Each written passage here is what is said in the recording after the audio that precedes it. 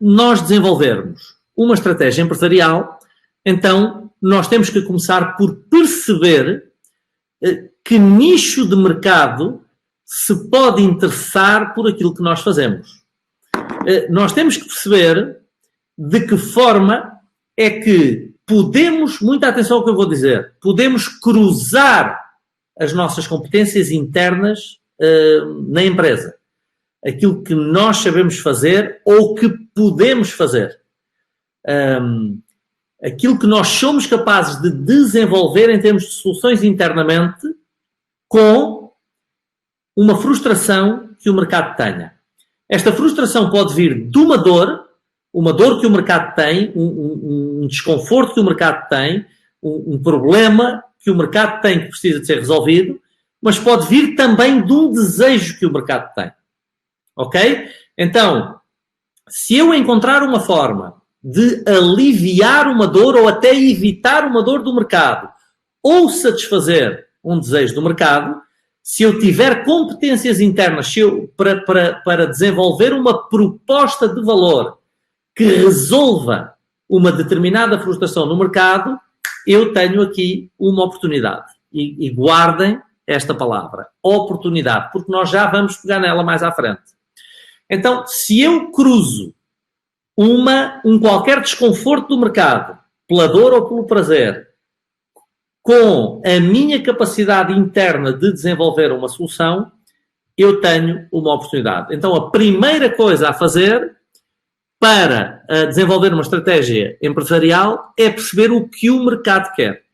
Agora, é crítico que nós entendamos aqui uma coisa. No século XXI, nós deixamos de poder falar no mercado como um todo e passamos a ter de falar num nicho de mercado.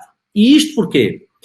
Porque até ao século XX nós vivíamos numa economia de massas. Eu não tenho muito tempo para elaborar uma explicação sobre isso, mas a economia de massas era a forma como psicologicamente o mercado reagia, a forma como o mercado escolhia comprar, que decorria de vários fatores, mas essencialmente de um fator de escassez de informação. Até a introdução da TV por cabo e da internet, havia escassez de informação no mercado. Então, na escassez de informação, na dúvida, a dúvida trazia um medo de errar às pessoas. No medo de errar, como é que as pessoas combatiam o medo de errar? Combatiam o medo de errar na decisão de compra, comprando a solução que era mais popular. Então, até aos anos 90, nós vivíamos usando todos os mesmos sapatos de ténis, comprando todos o mesmo arroz, temperando todos a comida com as mesmas ervas e ouvindo todos a mesma música. Porquê? Porque na escassez de informação, nós percepcionávamos a escolha segura como a escolha mais popular. A questão é que a internet e a TV por cabo, no século XXI, vêm alterar completamente as regras do jogo. Eu digo século XXI de uma forma ligeira, porque obviamente no final dos anos 90 já tínhamos acesso a essas coisas. Com o acesso à informação democratizado, nós hoje no nosso telemóvel ou celular para quem está no Brasil, temos acesso a praticamente toda a informação existente no mundo, e com acesso total à informação democratizado, transparente, eu passo a ter a capacidade de selecionar uma solução individualizada, personalizada. Então, eu combato a percepção do risco, a percepção do medo de fazer um erro na compra, eu combato com a investigação e personalizando a solução. Eu compro a solução que eu quero para mim. Então, nós temperamos a comida com temperos diferentes, cada um de nós ouve diferentes tipos de música, cada um de nós consome diferentes canais de televisão, cada um de nós compra umas sapatilhas diferentes. Aliás, podemos ir ao site da Nike e da Adidas e personalizar os nossos sapatos de ténis para mais ninguém ter iguais. Então, o consumidor deixa de procurar a solução massificada e passa a procurar a solução que mais se adapta ao seu caso concreto. Então, nós saímos de uma economia de massas e entramos numa economia de nicho. Se vocês quiserem entender melhor este fenómeno, eu não tenho tempo para contar a história, mas vão ao YouTube e procurem um vídeo chamado Spaghetti Sauce, molho de esparguete, onde o brilhante Malcolm Gladwell vos conta uma história sobre como a Campbell Soup se salvou de momentos muito difíceis ao encontrar uma solução para uma economia de nichos que, a partir daí, passou a ser a solução mais usada no mercado de consumo. A mesma pessoa que desenvolveu a solução para a Campo del Sul, a seguir, foi desenvolver a solução para a Nespresso, aliás, para a Nestlé, e apareceu com o café Nespresso, que hoje é o café mais vendido do mundo. Longe de ser o melhor café do mundo, é o café mais vendido do mundo. Então, numa economia de nichos, o consumidor, inconscientemente, aprendeu a tomar decisões de uma forma diferente. Ele lida com o medo de errar na compra, investigando mais e personalizando a sua solução. No século XX, lidava com esse medo escolhendo a solução mais popular. Primeira coisa, perceber o que é que o meu nicho de mercado procura. Segunda coisa, cruzar com as competências internas da minha empresa para eu tentar perceber se consigo organizar essa oferta. Terceira coisa é encontrar uma forma de fazer chegar essa oferta exatamente ao meu nicho de mercado. Então, deixem-me pôr-vos isto de outra forma. Perguntas críticas da criação de uma estratégia empresarial. Primeira pergunta. Quem nós queremos que nos compre? Qual é o grupo dentro do mercado que eu quero visar? Até porque toda a minha comunicação, nesta altura, passa a ser tida para este grupo. Eu não quero estar a comunicar ou a perder energia e a perder tempo e a desfocalizar os meus recursos em comunicar com grupos que não são os meus grupos estratégicos, pelo menos nesta altura. Quem nós queremos que nos compre? É a primeira coisa que eu procuro. Segunda coisa que eu procuro é o que é que deve acontecer para que eles me comprem. Ou seja, como é que eu tenho que comunicar com o mercado, como é que eu tenho que apresentar a minha oferta, como é que eu tenho que comunicar o valor da minha oferta para que ela seja percepcionada ou percebida pelo meu cliente como diferenciada face à da concorrência e que justifique o risco de mudar e os custos de mudança de eventualmente alterar o seu fornecedor atual, o que deve acontecer para que eles me comprem, o que deve acontecer para que eles me comprem repetidamente, porque o nível de saúde da minha estratégia depende da minha capacidade de conseguir um envolvimento repetido com o meu nicho de mercado, de servir o meu nicho de mercado ao longo do tempo e, muito importante, eu tenho-vos falado nestes vídeos todos em organizar a defesa, o que pode eventualmente acontecer para que eles não me comprem. De que forma eu posso antecipar o que eu imagino que possa correr mal para que eles não me comprem. Então, na resposta a estas perguntas, eu vou começando a encontrar a solução para a estratégia que eu quero desenhar.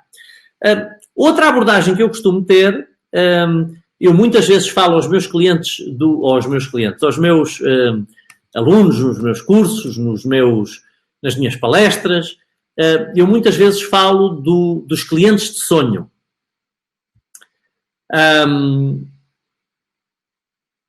Deixem-me só confirmar aqui. Dos clientes de sonho. E o que é a estratégia dos clientes de sonho? É nós fazermos uma lista das 100 empresas, ou 100 pessoas, dependendo do meu negócio, dos 100 clientes ideais para mim. Se eu pudesse escolher 100 clientes no mercado, que 100 clientes eram estes? Então, se eu imaginar que lista era essa, os meus 100 clientes ideais, primeira pergunta a fazer em estratégia empresarial. Destes 100 clientes ideais, qual a percentagem que já está a comprar? E quase sempre nas PME o que é que nós descobrimos? Que muito poucos dos meus clientes ideais me estão a comprar. Ok? Muito poucos dos meus clientes ideais nos estão a comprar. Provavelmente, se tiverem muitos, eu estou a fazer um bom trabalho em termos estratégicos. Mas normalmente o que nós percebemos é que muito poucos, se algum dos nossos clientes ideais, nos está a comprar. Se ele não nos está a comprar, a pergunta seguinte é: será que eles fazem mesmo parte do nosso target? Será que aqueles que eu listei como os meus clientes ideais são de facto os meus clientes ideais? Será que eu desenhei bem o meu nicho de mercado? Porque se eles são os meus clientes ideais, o meu nicho perfeito, e eles não me estão a comprar, ou pelo menos uma percentagem importante deles não me está a comprar, o que é que há de errado aqui? Qual é a diferença entre o que está a acontecer e o que devia estar a acontecer? Então, repensar o meu nicho. Será que eles são mesmo o meu nicho de mercado? Segunda pergunta, será que eles sabem de mim? Ou de nós, da nossa existência? Será que eles nos conhecem? Porque pode ser que a nossa mensagem não esteja sequer a chegar até eles. Pode ser por questões de mensagem, por questões de desenho da mensagem, ou seja, questões estratégicas, mas pode ser por questões táticas. São os veículos que eu estou a usar para fazer passar a mensagem que são os veículos errados. Então, será que eles sabem de nós? Terceira pergunta, será que eles sabem de nós, mas não valorizam a nossa oferta? E não valorizar a nossa oferta não é forçosamente que a nossa oferta não tenha valor. A oferta pode ter valor, mas de alguma forma na nossa comunicação eles não conseguem percepcionar esse valor. Então, será que eles percepcionam o valor da nossa oferta? Porque criar o valor dentro da empresa, criar o valor é encontrar a solução para a frustração do mercado. Este é um jogo. Comunicar esse valor de forma a que ele seja percebido pelo mercado é outro jogo completamente diferente. Não faltam histórias na história, não faltam casos na história de empresas que tinham as melhores soluções técnicas e que faliram. Nunca as conseguiram comercializar. Porquê? Porque tinham a melhor solução, mas o mercado não percepcionava. Olhem, a Apple, de onde eu estou a fazer estes diretos, estou aqui com um MacBook Pro e com um iPhone. A Apple foi um ótimo caso de uma empresa que durante muito tempo não conseguia fazer com que se percepcionasse o valor que eles acrescentavam face às apostas da concorrência, porque simplesmente o mercado não o percepcionava. Eles tinham esse valor, mas o mercado não percepcionava esse valor. Então, são dois jogos completamente diferentes. A criação de valor empresarial e a comunicação do valor empresarial. Então será que esse cliente valoriza a nossa oferta? Depois temos que ponderar, diria eu, que outras três questões, dentro destas outras três questões. Será que o cliente, que o nosso nicho de mercado, está a percepcionar algum tipo de risco na mudança? Não é? Porque ele até pode dizer, ok, o produto da empresa do Paulo é interessante, mas será que vai resolver o meu problema? Então, primeira forma de percepcionar o risco. Será que aquela solução vai ser adequada? É a primeira forma do cliente percepcionar o risco. Será que aquilo vai fazer por mim aquilo que promete que faz por mim? Esta é a primeira forma do cliente percepcionar o risco. A segunda forma do cliente percepcionar o risco é: será que eu consigo uma solução semelhante pelo mesmo preço ou por um preço mais barato? Então, o preço é a segunda forma do cliente percepcionar o risco. Cada vez que um cliente tenta baixar o preço que ele vos paga, o que ele está a fazer é simplesmente a tentar diluir o risco. Porque se eventualmente a nossa oferta não fizer tudo aquilo que promete, pelo menos ele sacrificou um valor mais baixo. Então será que eu consigo comprar uma coisa semelhante por um valor mais baixo? E a terceira forma do cliente percepcionar o risco. O que é que vão achar as outras pessoas quando souberem que eu tomei esta decisão? É a cabeça do ser humano. Nós movemos por aprovação social. A ideia de que a nossa decisão possa não ser aprovada pelos outros é uma ideia que nos incomoda profundamente. Então, esta é a terceira forma de percepcionar o risco. Então, risco de mudança é a primeira coisa que eu tenho que ponderar estrategicamente. Custos de mudança. Será que se o cliente me comprar isto vai ter um custo implícito para ele? Às vezes é simplesmente uma zona de conforto. Ele até percebe a nossa oferta como ligeiramente melhor que a da concorrência. Mas deixar de comprar ao concorrente para nos comprar a nós, às vezes é só zona de conforto. Às vezes há um custo de facto, um custo de implementação. Quanto é que vai custar a implementação da nossa oferta? Quanto é que vai custar interromper um acordo que ele tem com o fornecedor atual? Quanto é que vai custar ele ter que treinar a equipa dele para passar a usar a nossa oferta? Então, mudar de fornecedor é sempre sair da zona de conforto.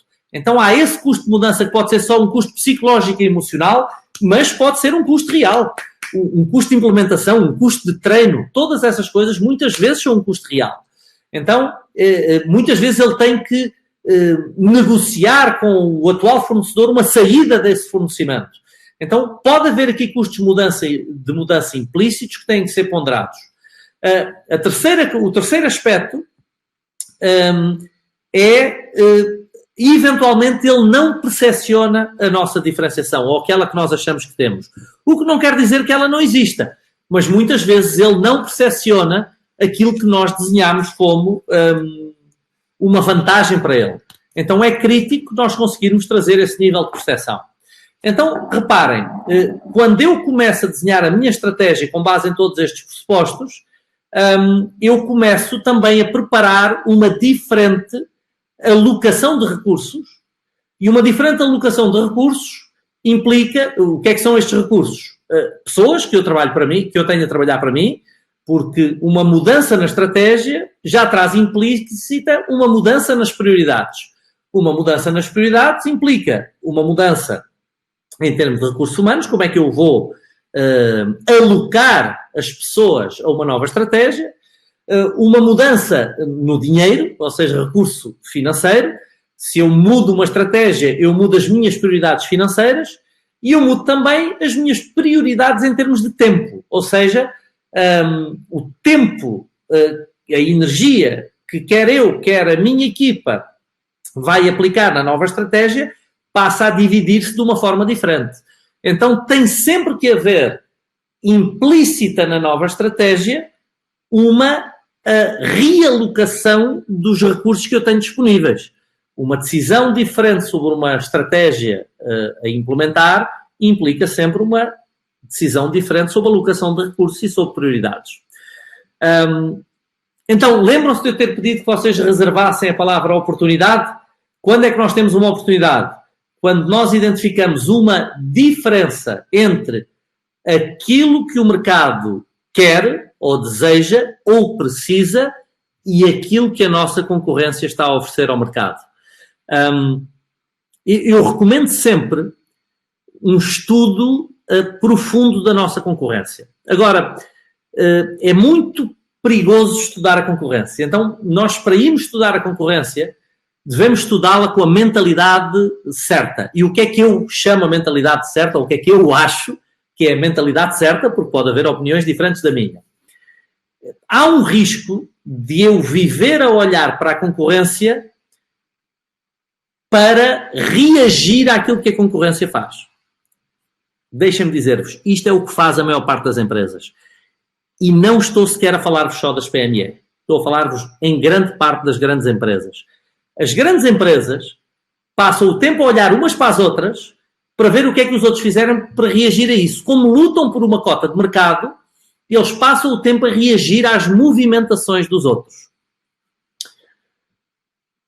Se a minha orientação é de reação às movimentações dos outros, são os outros que estão a gerir a minha empresa e não sou eu. Em rigor, eu não tomo decisões sobre o meu negócio, eu simplesmente me deixo levar por aquilo que faz a concorrência. E querem ver um exemplo básico? A banca. As decisões na indústria bancária são sempre semelhantes entre todos os bancos. Se uns começam a baixar os spreads, os outros começam a baixar os spreads. Se uns começam a subir as comissões, os outros começam a subir as comissões. São autênticas Marias, vão com as outras. Não fazem mais do que copiar as estratégias dos outros ou reagir às estratégias dos outros. Ora, já Ford dizia, há 100 anos atrás, praticamente, que o concorrente perigoso é aquele que está nas tintas para o que nós estamos a fazer. O concorrente perigoso é o que segue o seu caminho. Porque o concorrente que passa o tempo a ver aquilo que nós fazemos para reagir àquilo que nós fazemos, somos nós que tomamos conta do negócio deles. Esse já se posicionou como o número 2. Eu muitas vezes vejo as pessoas indignadas e eu confesso-vos, eu já passei pelo mesmo, tá? Mas eu muitas vezes vejo as pessoas indignadas nas redes sociais que não sei quem está a copiar. Eu já passei pelo mesmo. Eu já vi um livro sair no mercado e que eu achei que era uma cópia do meu. E era. Só que a minha indignação inicial, eu tive que a amadurecer para pensar, este livro é uma cópia do meu, é o maior elogio que este fulano não pode fazer. Porque quando alguém copia o nosso trabalho, a verdade é que nos está a dizer que reconhece a qualidade do nosso trabalho. E mais ainda, alguém que está a copiar aquilo que nós fazemos, está a posicionar-se definitivamente como número 2, ou número 3, ou número 4. Ele não tem o caminho dele. É difícil ele passar-nos à frente algum dia, é difícil ele correr atrás da nossa cota de mercado, quando ele é apenas uma segunda versão daquilo que nós fazemos. É tão simples como isto. Ele vai sempre posicionar-se a fazer o mesmo que nós fazemos com um preço mais baixo. Então é tão simples como isto. O Ford já dizia isso. Aqueles que seguem o nosso trabalho não são a nossa preocupação. Esses são do 2 para trás. A nossa preocupação são os fulanos que seguem o seu caminho.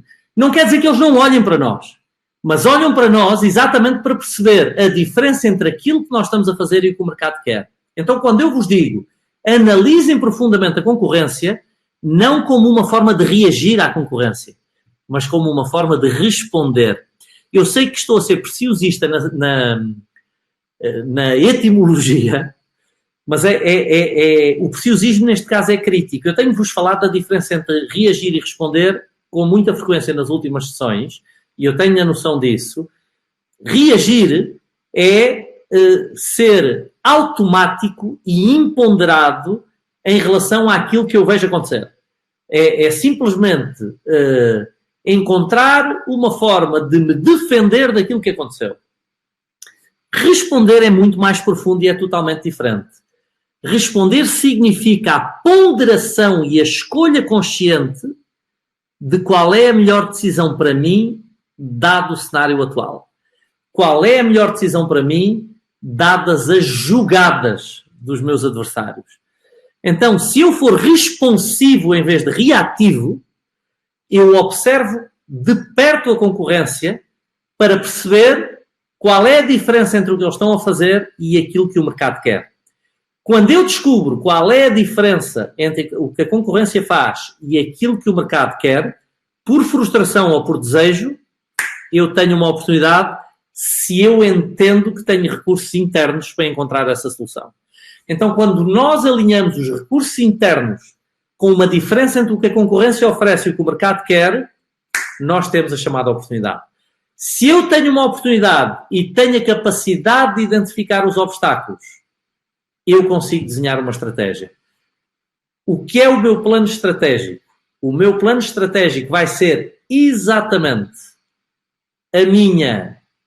o meu desenho da minha solução, do meu plano, da máquina, né? Qual é a máquina que eu vou montar, qual é o processo que eu vou montar, qual é o sistema que eu vou montar, qual é a alocação de recursos que eu vou desenhar, quais são as prioridades que eu vou estabelecer para servir a oportunidade que eu encontrei no mercado e ultrapassar o ou os obstáculos que eu antecipei que podem acontecer.